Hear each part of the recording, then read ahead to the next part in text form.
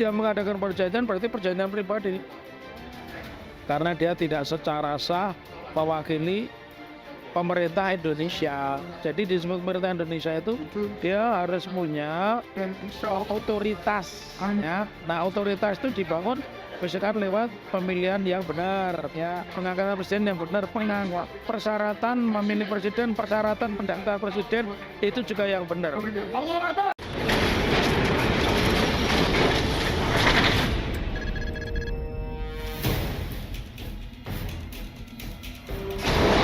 Assalamualaikum warahmatullahi wabarakatuh. Teman-teman semua, alhamdulillah kita ketemu dengan Prof. Muhammad Taufik. Beliau adalah salah satu saksi ahli di sidang ijazah palsu yang dihadirkan oleh Gus Nur kurang lebih 2 minggu yang lalu ya, Prof. Dan kita ingin tanya-tanya lebih tajam soal itu karena yang kita tahu sampai dengan detik ini belum dihadirkan ijazah aslinya. Nah, untuk itu yang pertama mungkin saya ingin menanyakan secara hukum prosedur ketika digugat soal ijazah apa yang mesti dilakukan oleh tergugat, Prof? Itu apa namanya? Sangat simpel ya sebenarnya. Simpelnya apa? Pembuktian itu lewat dua. Satu, pembuktian kalau menghindari mediasi penal, tidak lewat pengadilan. Itu misalkan saya ditanya, Pak Taufik ijazahnya asli atau palsu? Oke, saya tinggal menunjukkan aja ini ijazah saya, ya kan? Ijazah saya tentu yang asli itu misalkan perguruan tinggi dilegalisir, selesai, ya. Tetapi ada orang yang tidak percaya kepada saya, ya. Dan kebetulan saya tidak bisa menunjukkan asli. Berarti saya harus menunjukkan kopi atau kopi yang dilegalisir. Oke, kalau kopi yang dilegalisir berarti saya harus tunjukkan lewat proses identifikasi, namanya proses ilmiah. Scientific justice crime, bentuknya apa? Ijazah yang dilakukan orang ya tidak setiap orang bisa mempercayai. Dibuktikan lewat laboratorium forensik. Jadi jelas banget kalau tanpa laboratorium forensik tidak bisa.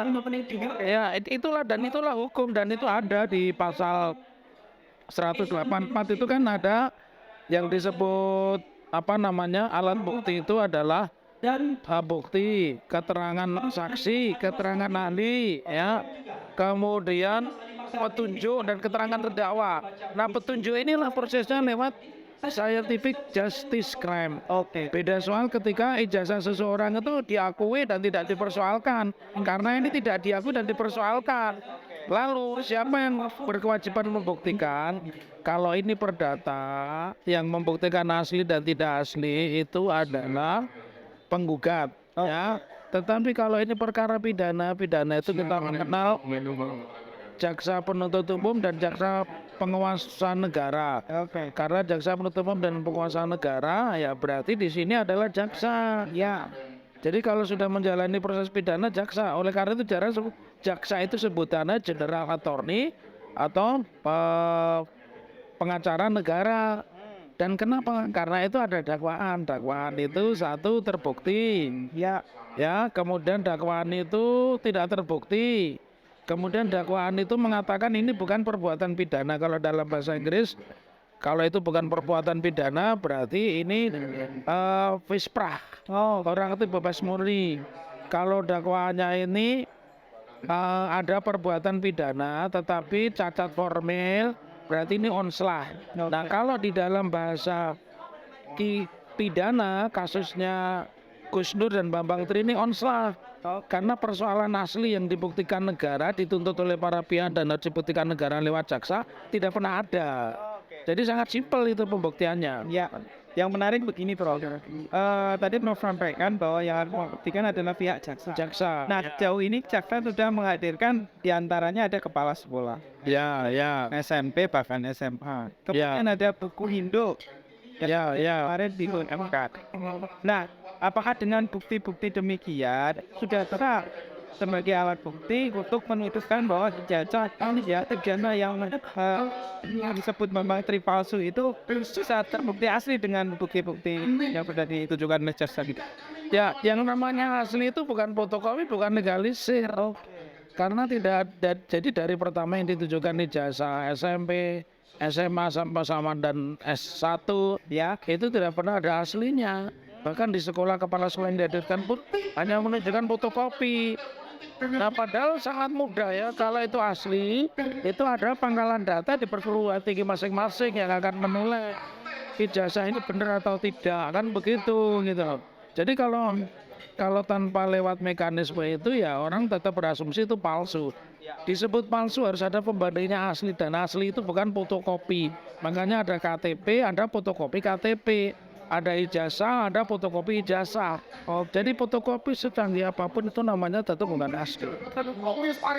jadi memang satu-satunya pembuktian yang memang harus dilakukan oleh presiden ya harus aslinya itu ya, Prof. Asli.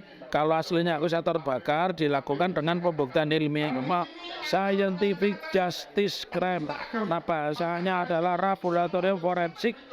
Jadi ini uang asli atau palsu bukan orang awam yang mengatakan, tapi lembaga yang punya otoritas. Lembaga yang punya otoritas itu bisa Dikbud, bisa juga adalah kalau itu menjadi pidana berarti pembuktiannya adalah laboratorium forensik dalam ini Mabes Polri. Oke. Yang menarik, Prof, ini kan bukan hanya sekedar dan tidaknya, Mas. Karena ini berkaitan dengan Presiden Republik Indonesia itu Ya, presiden gitu. ya, ya. Nah, seandainya tidak bisa membuktikan asli, apa dampaknya untuk negara khususnya kita? Jelas itu simpel, semua yang ditandatangani tanggung jawab pribadi, bukan tanggung jawab negara. Artinya ketika dia utang, dia mengadakan perjanjian berarti perjanjian pribadi. Karena dia tidak secara sah mewakili pemerintah Indonesia. Jadi disebut pemerintah Indonesia itu dia harus punya otoritas. Ya. Nah, otoritas itu dibangun misalkan lewat pemilihan yang benar, ya, pengangkatan presiden yang benar, persyaratan memilih presiden, persyaratan pendaftar presiden itu juga yang benar. Artinya kalau seandainya itu sampai dengan detik ini bahkan sampai sidang selesai nanti, mohon maaf ini ijazah aslinya tidak ada atau tidak dihadirkan. Nah, kira-kira gimana nih maksudnya? cara yang lain atau apakah dalam tanda kutip ya artinya tidak sah memimpin menjadi presiden selama ini gitu. Ya, pertama sebelum ke sana berarti syarat menjadi presiden tidak sah karena menggunakan ijazah yang tidak asli. Oke. Kalau syarat menjadi presiden tidak sah, ya berarti apa yang produk yang dihasilkan oleh seorang presiden yang tidak sah ya menjadi tidak sah kesemuanya gitu. Menarik ya teman-teman sekalian ya. Kalau kita ikuti sidangnya itu sampai dengan ini mungkin sudah selesai ya dari saksi ahli. Ya 3 kali nanti kesimpulan, pledoi, putusan. Oke, tiga kali Ya. lagi persidangan dan kita tunggu saja hasil dari persidangan. Nah, mudah-mudahan nanti ada ijazah Betul, ijazah asli. di detik-detik terakhir ya. Ya, Tapi kalau seandainya sudah ditunjukkan ijazah aslinya nih Prof, nih ijazah Ya. saya gitu, ya. ada lagi nggak maksudnya prosedur yang harus dilalui? Ya kalau itu Sudah selesai. ijazah asli dan benar-benar diuji oleh yang mengeluarkan. Bukan saya mengatakan asli, yang mengatakan asli yang mengeluarkan gitu. Oke. Kalau yang mengatakan asli sudah selesai, it's over. Oke, kita doakan mudah-mudahan ijazah aslinya Pak Jokowi dihadirkan di persidangan dan bisa memastikan bahwa beliau sesuai prosedur dalam tahapan menjadi presiden Indonesia Merdeka. Oke. Terima kasih teman-teman yang sudah menonton. Wassalamualaikum warahmatullahi wabarakatuh. Waalaikumsalam warahmatullahi wabarakatuh.